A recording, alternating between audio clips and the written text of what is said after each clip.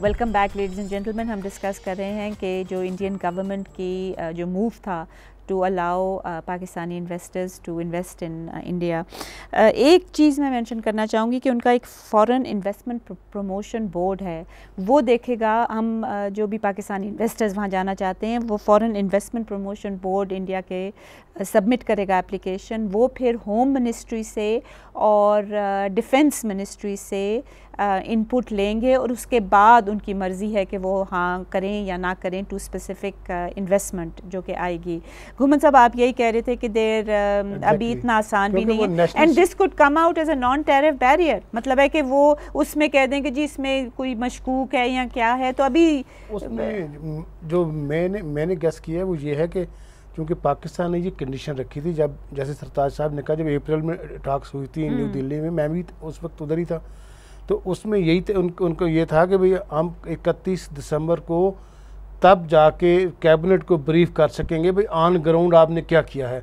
अगर आप हमारे इन्वेस्टर्स को जो है फैसिलिटेट नहीं करते, नॉन टैरिफ बैरियर्स ख़त्म नहीं करते, आप बैंक ब्रांचेस के लिए कुछ नहीं करते, तो फिर हम जो है वो 31 दिसंबर तक वो जो लिस्ट नेगेटिव लिस्ट है 1209 आइटम्स हैं वो फेज आउट नहीं कर पाएंगे क्योंकि कैबिनेट के पास जाना है हमने।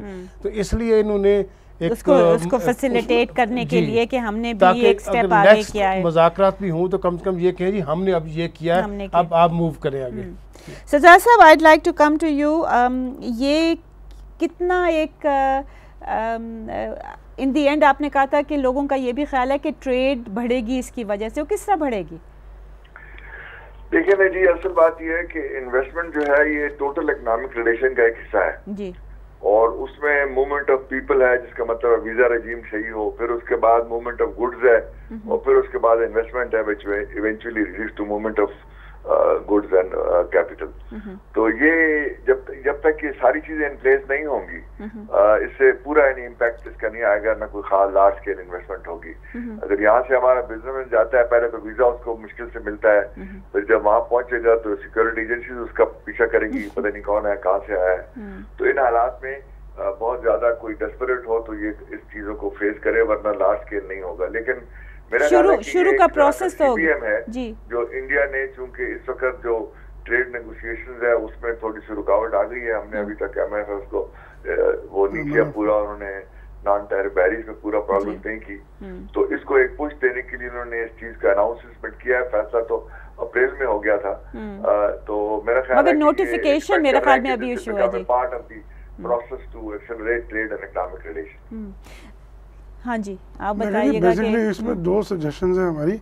एक तो ये है कि एक इन्होंने कहा है बायलैटरल इन्वेस्टमेंट ट्रीटी जो है ना आपस में दोनों मुल्कों की जो है ना, वो एक तो होगी और तो उसकी क्या वैल्यू होगी? मतलब देखें ना, बेसिकली सॉवरेन जो है ना गारंटीज वो बड़ी ज़रूरी हैं।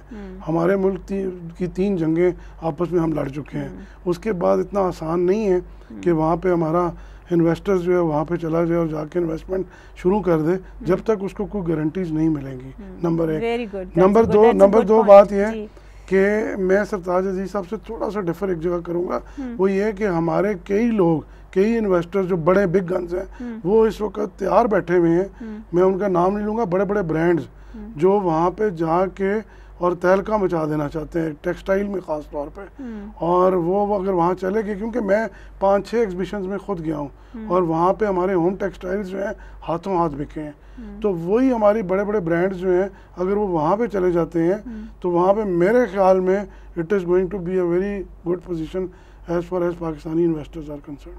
ओके, गुमन साहब, what would you think that ये जो इन्वेस्टमेंट अलाउ की है इंडिया ने, पाकिस्तान को एज अ कंट्री को फ़ायदा होगा, डू यू थिंक? नहीं, उसमें फ़ायदा तो ये है कि अगर मतलब जेन्युइन तरीके से अगर इन्वेस्टर आता है, जिस तरह के सरदार साहब ने कहा कॉन्फिडेंस बिल्डिंग मेजर ही है ये, और तो कुछ नहीं। इंजीनियरिंग इंडस्ट्री में आ सकते हैं, फार्मास्यूटिकल में आ सकते हैं, इस तरह कई और टेक्सटाइल में मैंने आपको पहले जैसे कहा ना, उसमें वो आ सकते हैं। लेकिन देख रहे हैं कि क्या वो जेन्युइन लोग हैं जो जब वो यहाँ आएंगे, क्या हमारे जो सिक्योरिटी के इदारे हैं, क्या उनको नहीं, आप दूसरी तरफ कर रहे हैं, आप ये अस्यूम कर रहे हैं कि इंडिया जो इन्वेस्टर है वो यहाँ आ रहा है। मेरा नहीं ख्याल कि वो इंडियन इन्वेस्टर को अलाउड नहीं जी, अलाउड नहीं है। I think Indian government does not allow them to, वो भी कर लेंगे, वो खुद भी करवा लेंगे इन्वेस्टमेंट। अभी तक इंडियन अथॉरिटीज ने उनको Indian government is not that likely to allow. ये रेसिप्रोसिटी नहीं हुई है जी, दिस इज वन। हाँ, ये आपने जो पॉइंट रेज किया है ना कि ये बहुत ही रेलेवेंट है, क्योंकि इंडिया के साथ अगर हमारी रेसिप्रोसिटी इस डील पे नहीं होगी तो फिर यहीं से पैसा जाएगा, वहाँ से यहाँ नहीं आएगा। जी कह रहे हैं कि अगर मतलब यहाँ से जाने तो उनके भी तो वहाँ यहाँ आएंगे ना, उनको करनी पड़ेगी ना। तो इस लिहाज से तो मेरा ख्याल में है तो बेहतर इसको वेलकम किया जाना चाहिए। आई वेलकम करना चाहिए, बट इंडिया का अगर आप देखें, अमेरिका, यूके, फ्रांस, ये सारे यही कंप्लेन कर रहे हैं कि इंडिया के पास बहुत बैरियर्स हैं and it is very difficult to do business with India. हालांकि उनकी मार्केट बहुत ज़्यादा और ये सारे बड़े फोकस तरीके से इंडिया आना चाह रहे हैं, मगर इंडियन गवर्नमेंट जो है वो इस पे इतना कोई अलाउ नहीं करेगी। Let me take a quick break, I will come back to you too, please stay with us.